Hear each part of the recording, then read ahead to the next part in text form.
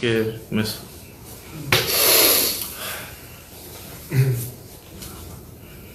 Você é de São Paulo mesmo? É a primeira vez comigo? Segunda. Onde é que foi, no Rio? Santana, lá em São Paulo. Quando o senhor teve que sair, que o povo invadiu o palco. Opa, tá valendo? Boa noite a todos. Se não me engano, a nossa quinta live, né? Toda quinta-feira, às 19 horas, 7 da noite. E vamos aqui, rapidamente, no máximo 15 minutos, colocar vocês a par do que está acontecendo no governo. Estive em São Paulo hoje, comemorando antecipadamente o dia do nosso exército. E ali, né, o que está nas mídias aí foi o que eu falei sobre a imprensa. A imprensa é importante, ninguém duvida disso.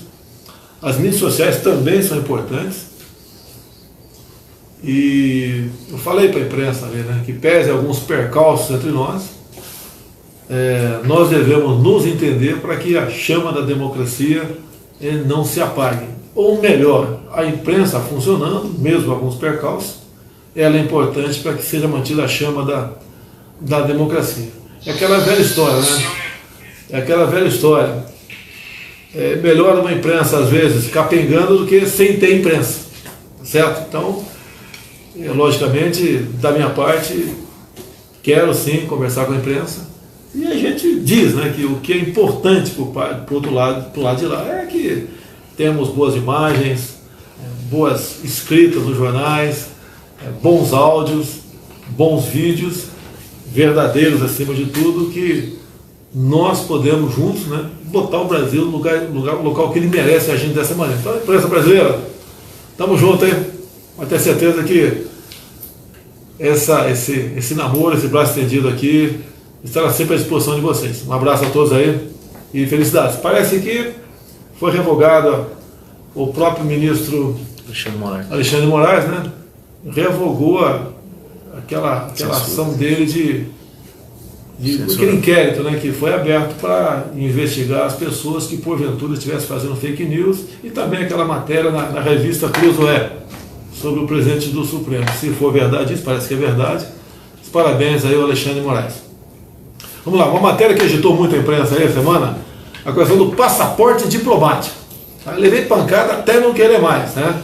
E citava ali da Igreja Universal do Reino de Deus, o Edir Macedo e esposa. Realmente eu renovei sim, autorizei, né, para que o Itamaraty renovasse o passaporte diplomático para o Edir Macedo e sua esposa. Apanhei até não querer mais. Agora deixa bem claro, foi concedido inicialmente o passaporte para ele lá no governo Lula, lá atrás. Foi renovado no governo Lula de novo, e depois no Dilma, daí, expirando o prazo do meu governo, nós autorizamos a renovação, e será mantida, do que depender de mim, a renovação desse passaporte para ele e a sua esposa. E ponto final. Eu entendo, né, que está enquadrado nas normas de Itamaraty as exceções, e a exceção é muito bem-vinda nesse caso em si. Teve uma ação, uma liminar, pedindo para cancelar isso aí. Logicamente haverá recurso por parte do interessado, com toda certeza, e vai ganhar essa ação. É demagogia pura e simples. Agora deixar bem claro, quem mais recebeu o passaporte diplomático no meio dos cristãos, dos evangélicos, seja lá o que for, tá certo? Recebeu também da Igreja Internacional da Graça de Deus, duas pessoas receberam, não vou citar o nome aqui que não é o caso, duas pessoas, geralmente quando duas o marido e esposa. A Assembleia de Deus também recebeu duas, começou no governo Dilma, né? A Igreja Mundial do Poder de Deus também recebeu no governo Dilma, e da minha parte será renovado também, havendo o requerimento nesse sentido. E também a Igreja Católica, né, recebeu três passaportes diplomáticos. Você pode ver que o número é reduzido, não é uma festa isso aí, é para quem realmente precisa, para quem viaja o mundo todo, porque tem certos benefícios que ajudam na vida deles a andar pelo mundo.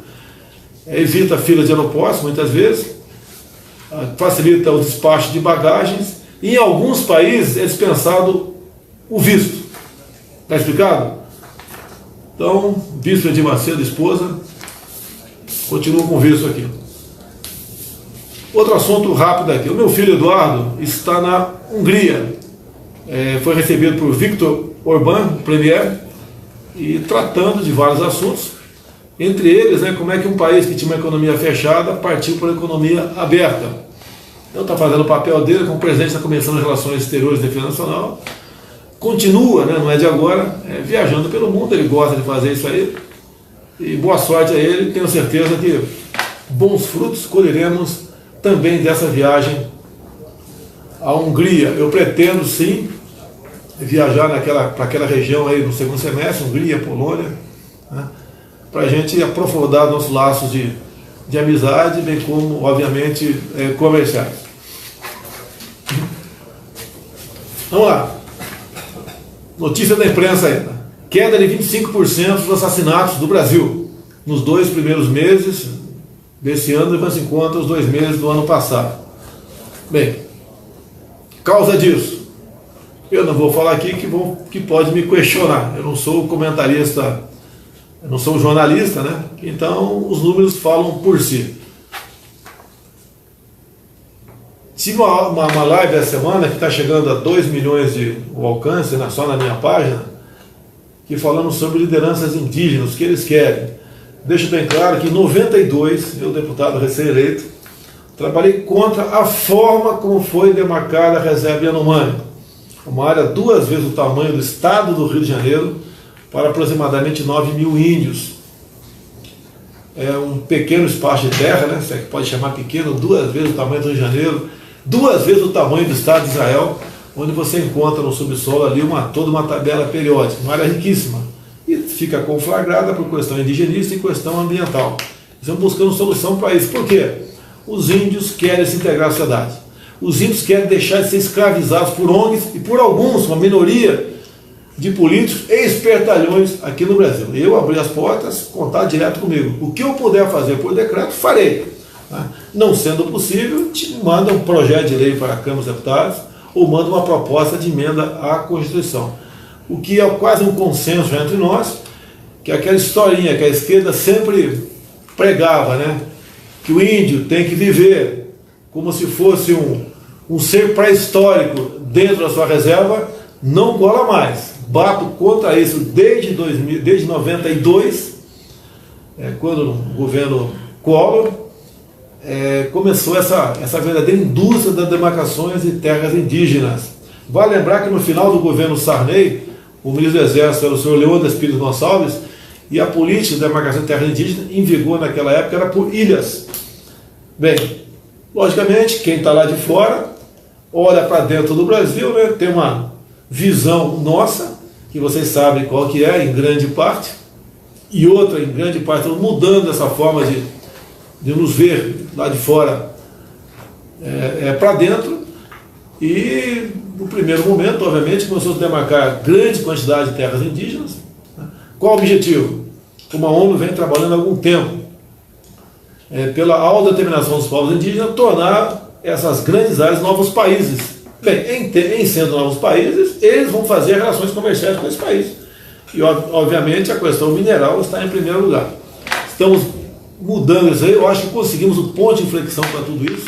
Não podemos nos curvar a alguns países mais desenvolvidos do que nós queremos destruir a Amazônia. Não, nós queremos garantir, mostrar que a Amazônia é nossa e aquelas riquezas que existem lá, não só minerais, como biodiversidade, elas sejam exploradas de forma racional para o bem-estar dos nossos povos e, em especial, para os povos indígenas. Essa foi a intenção da live, tanto quanto grande, deu quase 1 hora, mas deu uma repercussão muito boa. E as lideranças indígenas, cada um colocou ali o seu posicionamento, como os palecias em Mato Grosso, que plantam soja, entre outras coisas, que foram multados pelo IBAMA em 120 milhões de reais. Já sabe o que a gente vai fazer com essa multa, O pessoal do IBAMA, alguns teimam, porque a gente não pode mudar todo mundo, é concursado, e quem tem essa filosofia, esse método de trabalhar, não vai fazer parte do nosso governo. Agora, é um órgão, IBAMA, muito mais aparelhado que o próprio Ministério da Educação. E nós estamos mudando gente, nova filosofia, o fiscal, ele tem que ser... Quando um fazendeiro, por exemplo, recebe um fiscal, tem que ter o prazer de receber o fiscal. Agora, até há pouco tempo, era um pavor, chegava com multa. Alguns poucos, a minoria, aquela multa desse tamanho, ir lá para um cantinho para bater um papo com o dono da terra. Isso mudou. De 3 em dias resolvido. Lei Rouanet. Essa desgraça dessa Lei Rouanet, né? Começou muito bem intencionada, depois virou aquela festa que todo mundo sabe, né? Cooptando classes artísticas, pessoas famosas para apoiar o governo. Quantas vezes você viu figurões aí, não vou falar nome não, né? Figurões defendendo Lula livre, viva Che Guevara, o socialismo é o que interessa, tá certo? Lula é isso, é aquilo, em troca da Lei Rouanet. O pessoal recebia até, acredite, né? O limite era, o teto, 60 milhões de reais. Então, artistas recebiam até 60 milhões de reais, ou poderiam receber. Passamos esse limite para quanto? 1 milhão de reais. Eu acho que está alto ainda, mas diminuímos 60 vezes o valor desse teto. Então, mais gente, mais artistas poderão ser beneficiados da Lei Rouanet. E com 1 milhão de reais, com todo respeito, né, dá para fazer muita coisa, em especial alavancar esses artistas da terra, raiz, para que, quem sabe, eles tenham uma carreira bastante promissora no futuro. Pronto, chega aí, Rani. Secretaria da Pesca. Isso é importante porque há uma festa no seguro-defeso. Uma festa, certo? O que é o seguro-defeso? Por 3 ou 4 meses por ano, o pescador, e como ele não vai pescar, né, época do peixe se reproduzir, ele ganhava um salário mínimo por mês. Ok? É bem-vinda a proposta. Agora, nós calculamos que 65%, ou seja, 2/3, sejam fraudes. Fraudes. Tá? O que a gente quer fazer agora? Combater as fraudes. Gasta mais de 2 bilhões de reais por ano com essa rúbrica e devemos combater isso daí. Tem gente que mora aí na costa, né, do Brasil que nem sabe que a água do mar é salgada, mas recebe o seguro-defeso. Tem um estado, eu vou falar com esse estado, para evitar problemas, né? Mas lá na frente vai dizer com toda certeza, se a gente conseguir a prova, onde o governador daquele estado tinha a senha. Então eu fazia o cadastramento, sabe como? Por telefone. Ligava para as pessoas, né? Sabia aproximadamente, logicamente, onde essa pessoa morava, e fazia o cadastramento por telefone. E era assim, era o João, né? O João, o senhor tal, o senhor pesca, não pesca, pesca assim, tal, pode cadastrar isso e aquilo. Pessoa humilde, né? Acabava dando seus dados e passava a ser beneficiário, então, do seguro-defeso. Daí perguntava, o senhor tem esposa? Tenho. Acaba a esposa também. Tem filho? Quantos filhos? 8 filhos. Mal de idade? Botava os 8 filhos lá.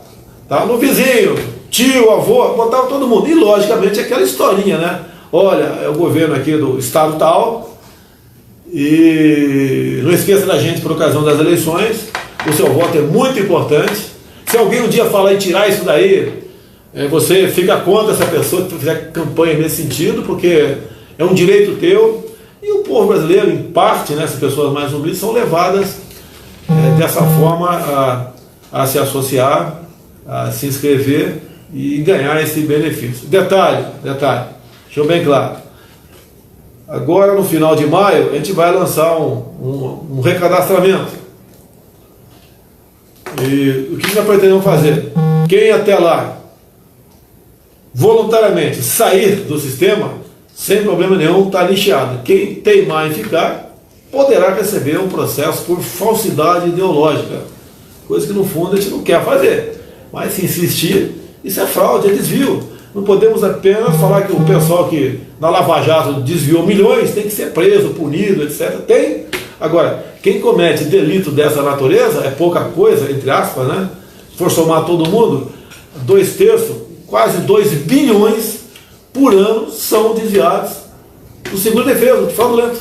Então, vamos ajudar a combater a fraude e o desvio no Brasil. O seguro-defeso está no nosso radar. São pessoas humildes que foram cooptadas, sabemos disso. A gente apela agora que saiam do seguro-defeso quem porventura, né, não é pescador.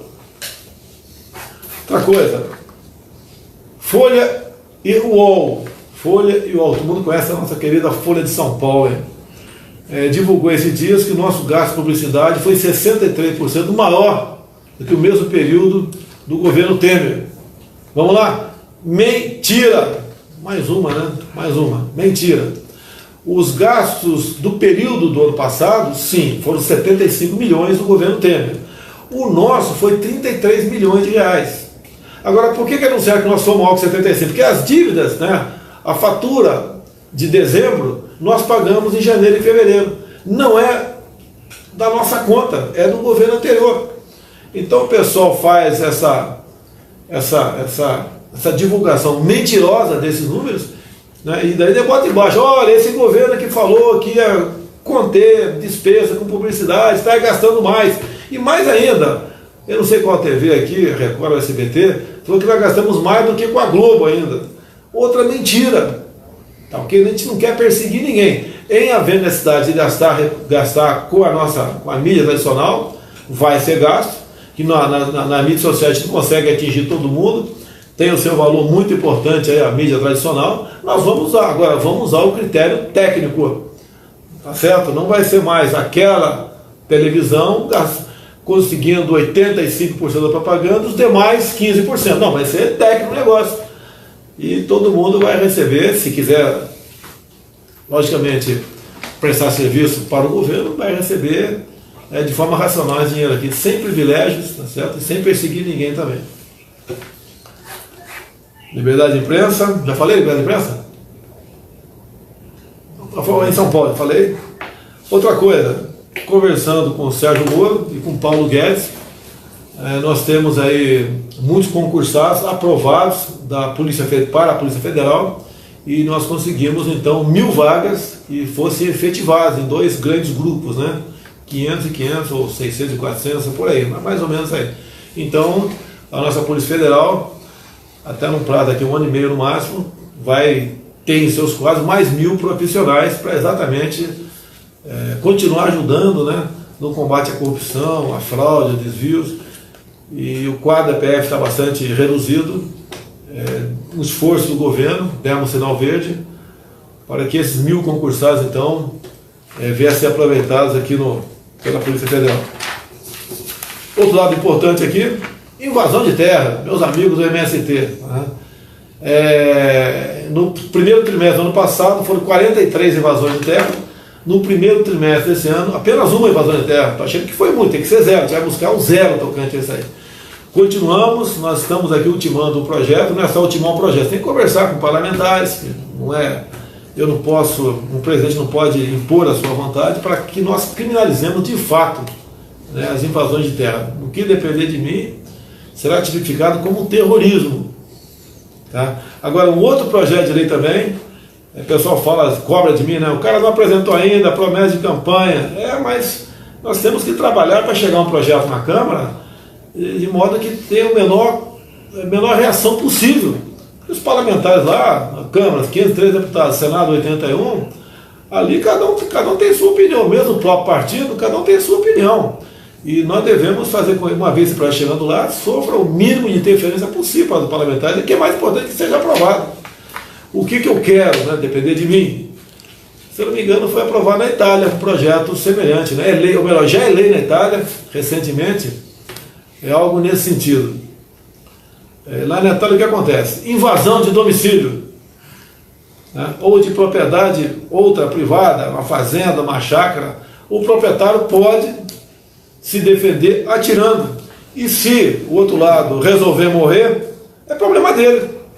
A propriedade privada é sagrada. Na Itália é sagrada, no Brasil tem que ser sagrada também.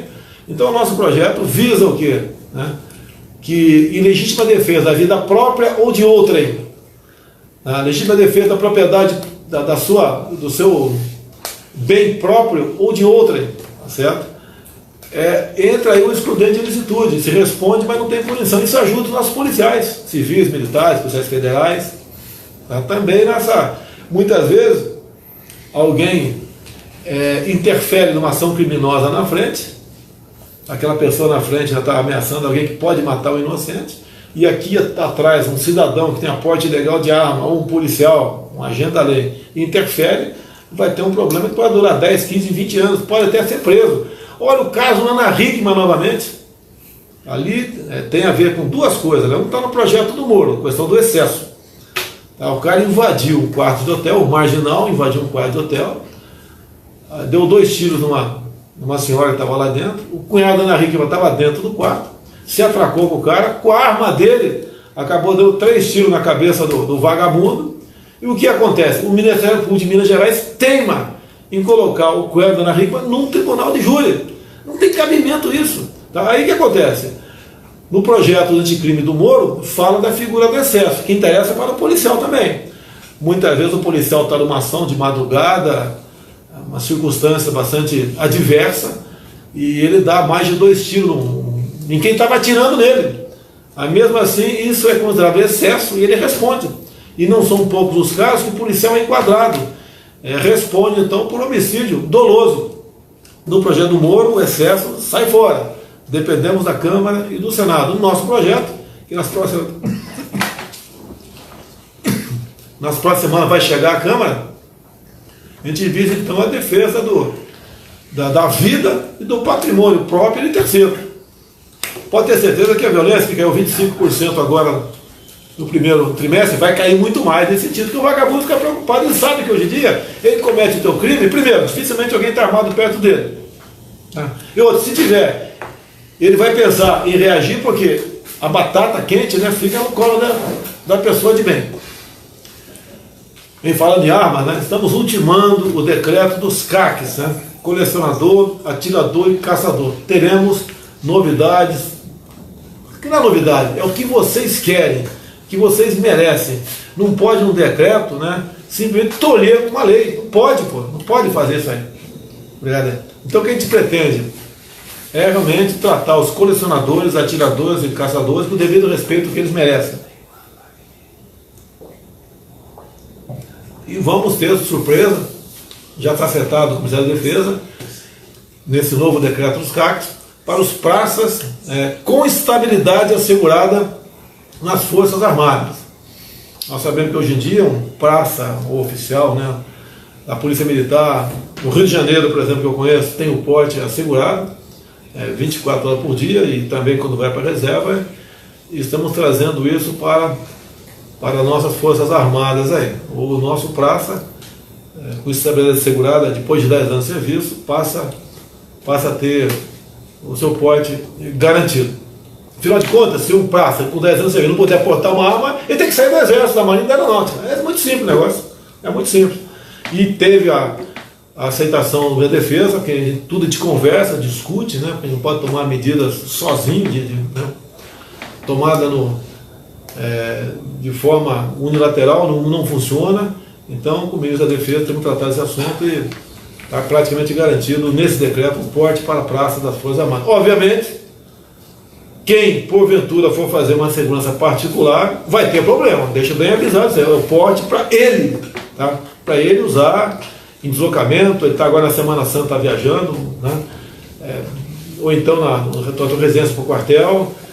Por aí o negócio, não é o porte, ele vai ter o direito a porte, mas não é para o cara, pro colega aí, fazer segurança particular, seja lá o que for. Invasão de terra. A violência, para curiosidade, né, que diminuiu em média 25%, só no Ceará diminuiu 58%. Talvez, com toda certeza, pela participação da Força de Segurança nesse recente episódio ocorrido lá. Mais uma coisa, faltou falar o assunto mais importante.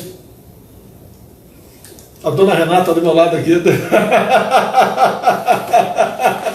Você acha que eu esquecer de você? Jamais, jamais, tá? Renata, intérprete de línguas, muito obrigado pela forma voluntária que você compareceu aqui. Estamos no interior de São Paulo, né? Ninguém sabe onde é.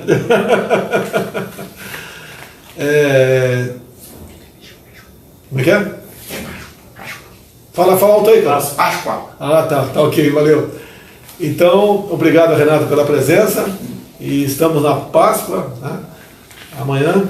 Uma boa Páscoa a todo mundo, que Páscoa é um momento de você refletir, pensar no próximo, perdoar, tá ok? E agindo dessa maneira, a gente faz um mundo melhor para todo mundo.